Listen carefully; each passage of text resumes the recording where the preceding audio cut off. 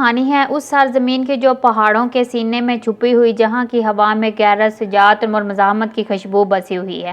یہ ہے افغانستان، ایشیا کے دل میں واقع یہ ملک دنیا کی تاریخ میں سب سے زیادہ جنگوں اور حملوں اور انقلابوں کا گوارا رہا ہے۔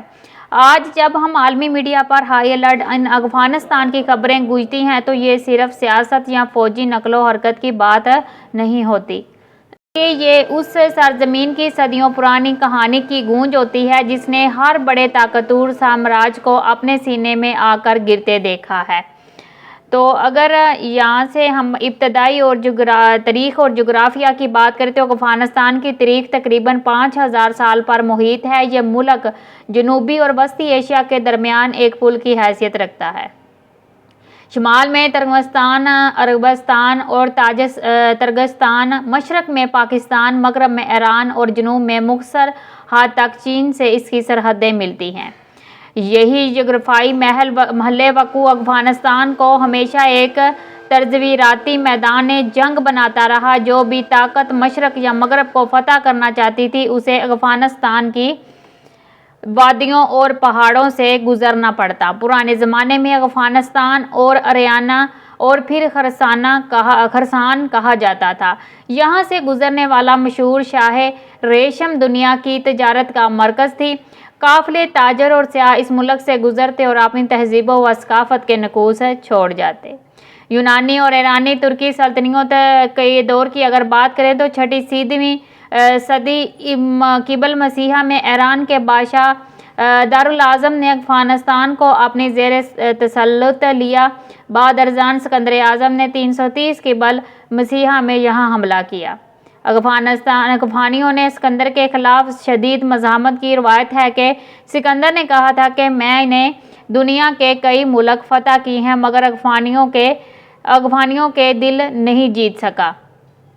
بعد میں یہاں کوشان سلطنت نے عروج پایا جس کے دور میں بامیان کے ودھا بنائے گئے جو دنیا کے عظیم ثقافتی آثار میں شمار ہوتے ہیں۔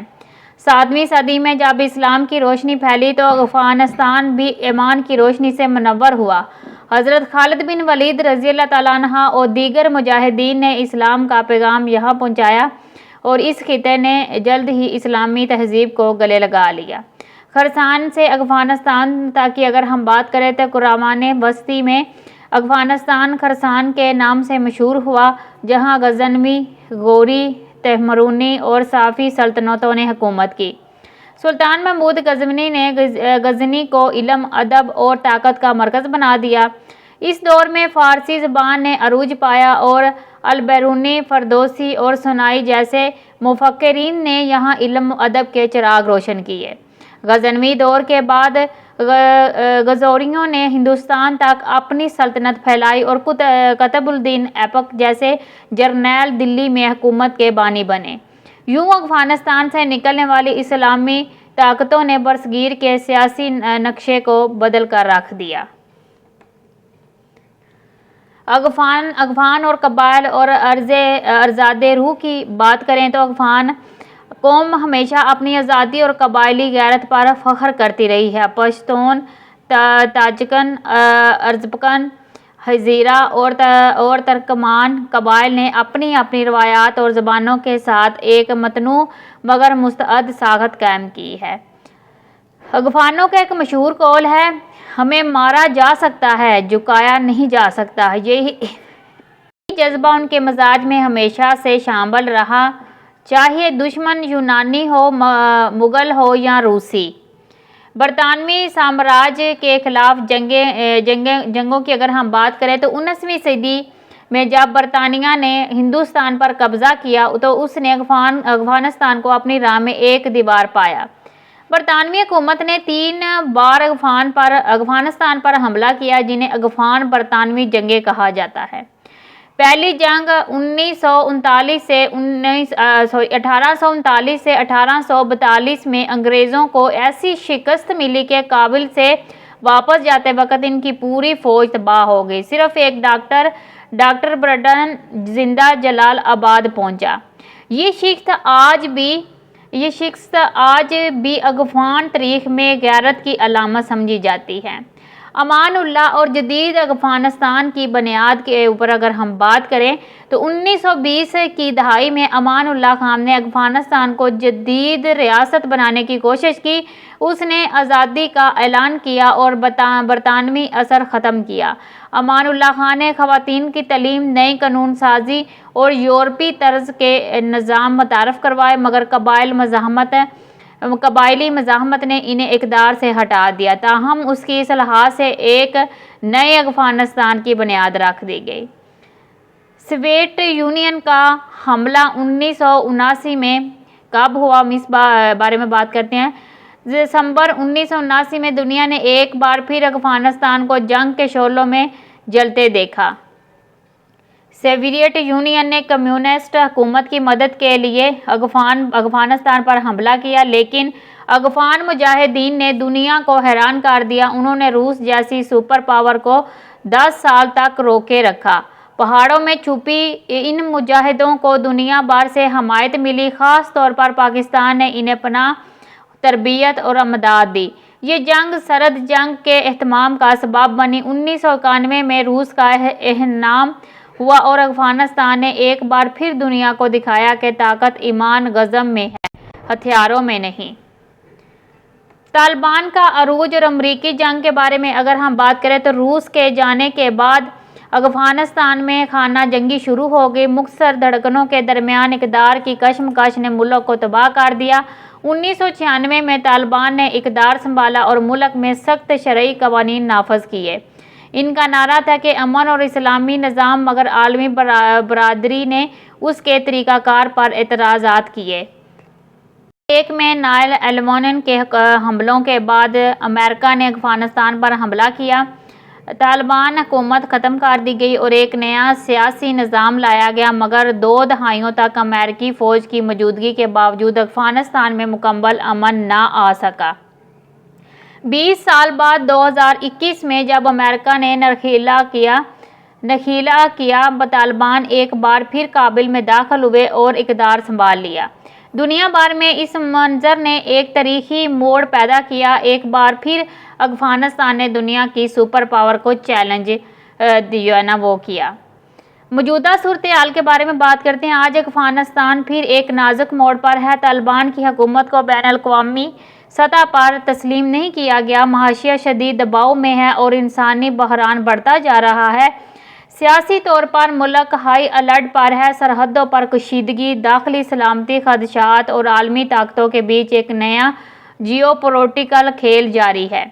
افغان عوام ابھی بھی امید میں ہے، مگر ان کے چہروں پر صدیوں کی مزاحمت کی جھلک اب بھی دیکھی جا سکتی ہے۔ افغان ثقافت، زبان اور روایات کی اگر بات کریں تو افغانستان کی ثقافت اسلام، فارسی تہذیب، وسط ایشیا اثرات کا حسین امتزاج ہے۔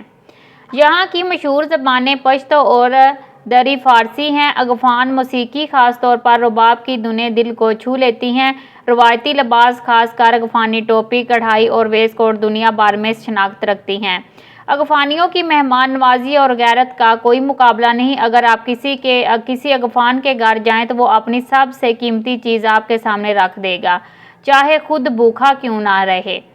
قدیم آثار اور قدرتی خوبصورتی کے بارے میں اگر بات کریں تو افغانستان صرف جنگوں کا ملک نہیں، یہ قدرتی حسن، پہاڑوں، جھیلوں اور تاریخی مقامات سے بھرا ہوا ہے۔ بانمیان کی وادی، یہاں بدھان کے مجسمے کھڑے تھے، اب بھی اپنی عظمت کا نشان ہے۔ پچیسرز وادی اپنے نیلے پانی، سبز میدانوں اور بہادر مجاہدوں احمد شاہ مسعود کی یاد میں زندہ ہے۔ ہر رات کابل، قندھار اور مزار شریف وہ شہر ہیں جہاں تاریخ سانس لیتی ہے۔ مزار شریف میں روضہ حضرت علی رضی اللہ تعالیٰ عنہ واقع ہے، جسے بلو مسجد کے نام سے بھی جانا جاتا ہے اور یہ اسلامی فن تعمیر کا شاہکار ہے۔ افغانستان کے حیرت انگیز حقائق کے بارے میں بات کرتے ہیں۔ افغانستان کو ایشیا کا دل کہا جاتا ہے۔ دنیا کے سب سے قدیم کلیل پتھر کے مجسمے یہاں پائے گئے۔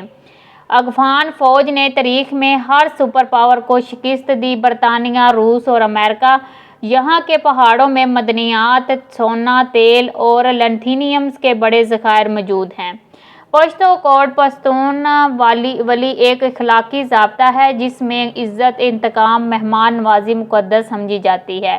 افغان مہمان نوازی دنیا بھر میں مثال ہے، چاہے دشمن ہی کیوں نہ ہو۔ افغانستان میں تقریباً 60% آبادی 25 سال سے کم عمر کی ہے اور ایک نوجوان قوم جو نئے مستقبل کی تلاش میں ہے۔ افغانستان کے مستقبل کے بارے میں اگر بات کریں تو دنیا آج بھی افغانستان کو ایک نازک دوارے پر دیکھ رہی ہے۔ یہ ملک اپنی تاریخ کے سب سے اہم مرحلے پر کھڑا ہے جہاں امن اور انتشار، امید اور نا امیدی کے درمیان ایک باریک لکیر ہے۔ اگر عالمی برادری اور افغان قیادت ایک دوسرے پر اعتماد کرے تو افغانستان وسطی ایشیا کا ترقی یافتہ دل بن سکتا ہے۔ یہاں کے وسائل، نوجوان، ثقافتی ورثہ اسے دوبارہ دنیا کا مرکز بنا سکتے ہیں۔ لیکن اگر نفرت، جنگ اور تقسیم کا سلسلہ نہ رکا تو یہ سرزمین ایک بار پھر تاریخ کے گردوں میں چلی جائے گی۔ اختتامیہ پر بات کر لیتے ہیں کہ اختتامیہ کا کیا افغانستان صرف ایک ملک نہیں، یہ ایک علامت ہے، آزادی، غیرت اور ایمان کی علامت۔ اس کے پہاڑ خاموش ہیں مگر اس کے اندر تاریخ کی صدائیں گونجتی ہیں۔ جب کوئی طاقتور قوم اس زمین پر قدم رکھتی ہے تو یہ سرزمین اسے یاد دلاتی ہے کہ یہ پہاڑ خریدے نہیں جا سکتے، یہ دل جھکائے نہیں جا سکتے۔ افغانستان آج بھی اپنی شناخت کے ساتھ زندہ ہے اور شاید یہی اس کی سب سے بڑی طاقت ہے۔